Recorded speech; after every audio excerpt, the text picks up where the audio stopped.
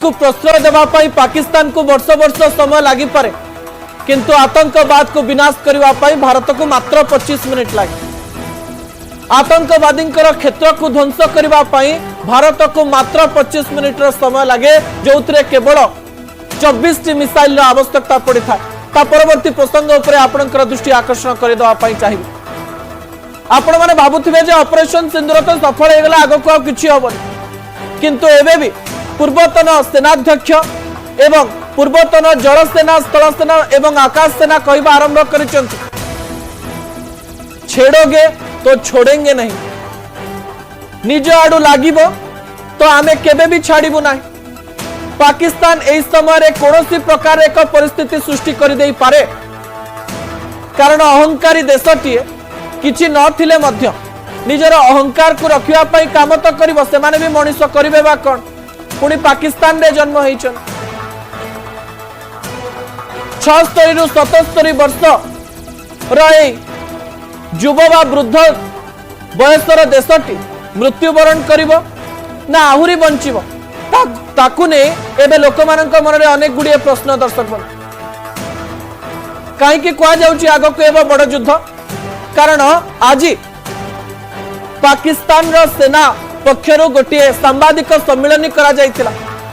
से माने कहले आम देश को बंचेबा पाई आमे स्ट्राइक करिवु, आमे भारत उपरे स्ट्राइक करिबा पाई जाउचु, we will strike on India.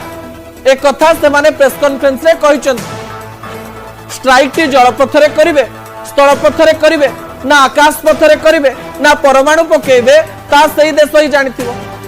आमे शत्रु को दुर्बल केबे भी भाबुना एवं पाकिस्तान को दुर्बल तो आमे केबे भी भाबुना।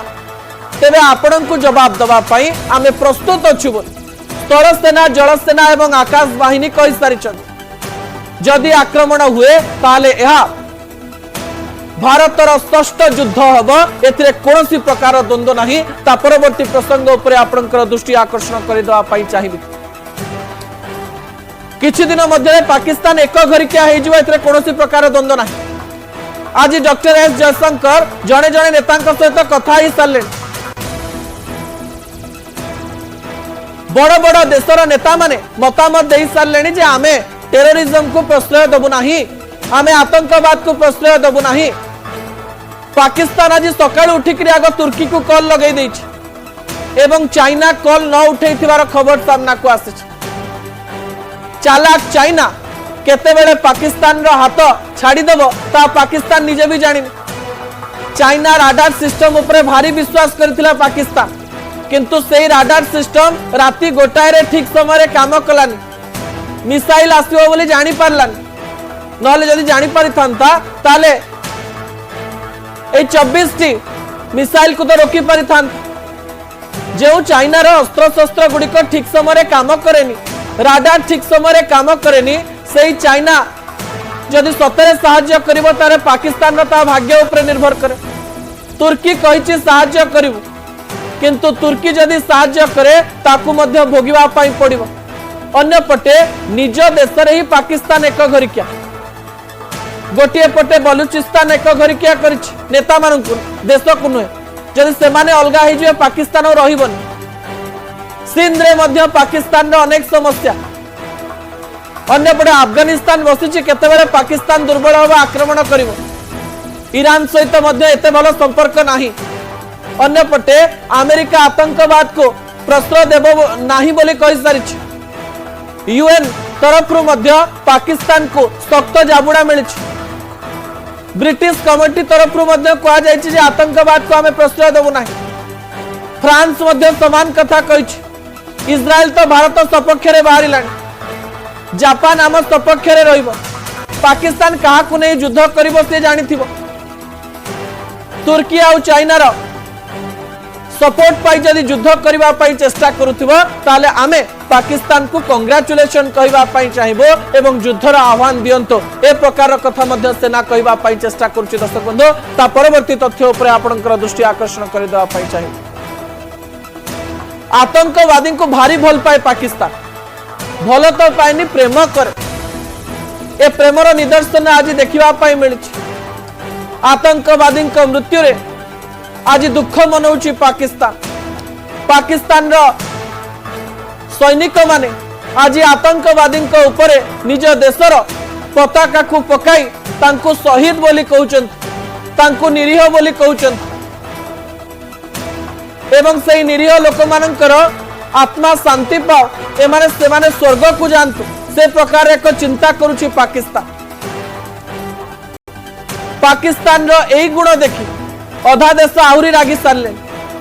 भारत आज स्पष्टतार सहित कहिछि जे आमे पाकिस्तान रो जणे हेले सिविलियन को वा साधारण लोकन को मारी ना हो, जणे हेले जवान को ही मारी ना हो।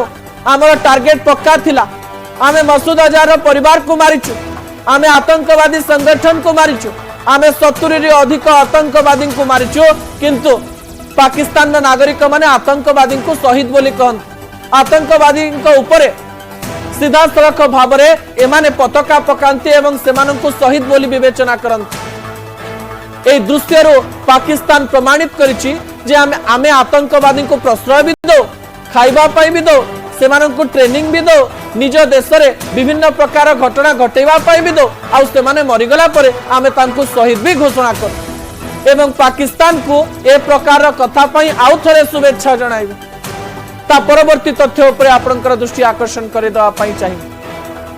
कहा जाउची एही मासरे पीओके आमर अमित शाह चित्कार करी करी कहिचन जे पीओके आमर थिला एबे भी आमर एवं आगकु भी आमर रहबो, किंतु प्रथमे पीओके को आम पाखु आनिबा पाई पड़िबो।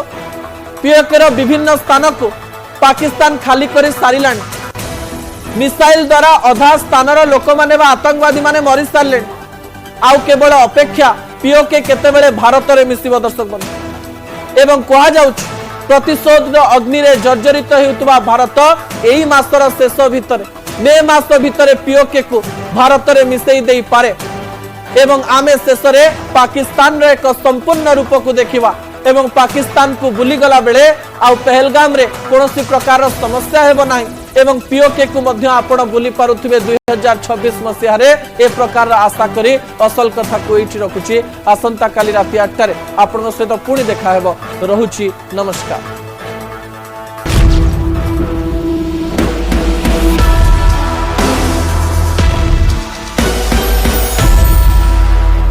स्पेशल पार्टनर स्वाद के साथ अब हेल्थ भी। स्पेशल इस हमले की साजिश रचने वालों को उनकी कल्पना से भी बड़ी सजा मिलेगी। सजा मिल करके रहेगी।